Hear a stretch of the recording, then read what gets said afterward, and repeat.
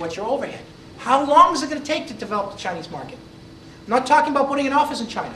I'm talking about you have a product you want to sell in China. How long is it going to take to get to first customer or second customer or to market penetration? Localization costs and testing and verification of your technology.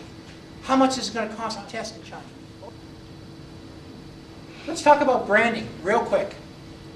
So these are some of the brands. I don't have my most recent company up there, but these are some of the companies I've worked for in the Northwest and some of the localization strategies that I've deployed, or that I've used to get them into the market. And some of these are still being used today. Okay, so I'm a multi-channel business strategy, or I want to deploy a multi-channel business strategy. I've gone and I've talked to the vendors, but you know, they're not talking to me today. So what I'm going to do is I'm going to visit related companies. I'm going to develop the guanxi. I might even call the US office and say, hey, can you have Mr. Lin in your Taipei office give me 10 minutes of time so I can promote my product to him? But what I really want him to do is help me to promote it to Acer or BenQ, one of those companies. But I'm going to develop the relationship with him in the hope that he will then work with me, or at least give me the opportunity to get a name, a contact, a lead, anything that I can make a call and possibly get a meeting with. So near-term, immediate steps. Create Asian character-based corporate identity. Website, business card, all the things that you need to do in the Chinese world.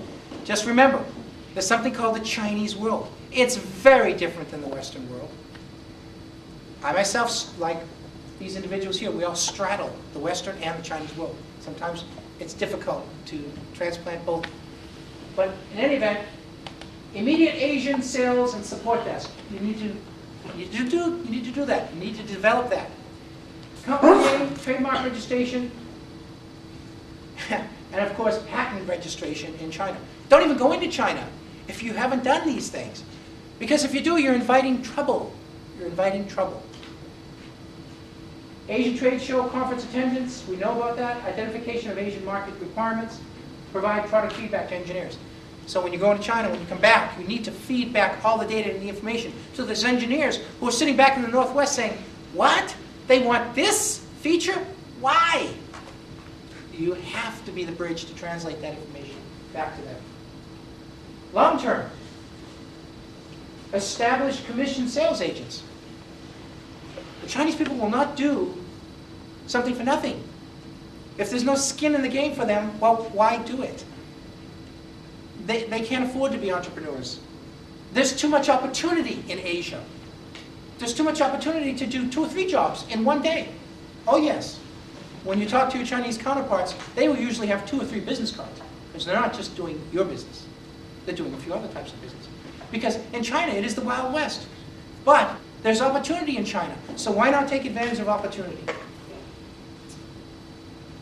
Create regional distributed China market sales representatives and agreements and policies. Put all those in place. Tell your Chinese counterparts what you want to do. You know, I want to develop this technology in China. Here's what I want to do. I want to hire distributors. What do you think? Does that sound like a good idea? You can get their feedback. Set up your own WFOE. WFOE means wholly foreign-owned enterprise. WFOEs are very, very important. Why are WFOEs important? WFOEs give you the opportunity to control your destiny in China. You can manage the WFOE with your Haigui, or your Sea Turtle, or your Huaqiao, your overseas Chinese candidate, who may be helping you to run your office. You have more control, and you can take back control in the Chinese market by setting up your own WFOE. And the cost requirements are much lower nowadays. Develop essential relationships with local government. Again, local government is very, very critical. You must establish those relationships with the provincial, not Beijing. How about Nanjing's provincial government if you're setting up a software development center? Oh yes. These are just improving profitability in China, some of the ways you can improve profitability.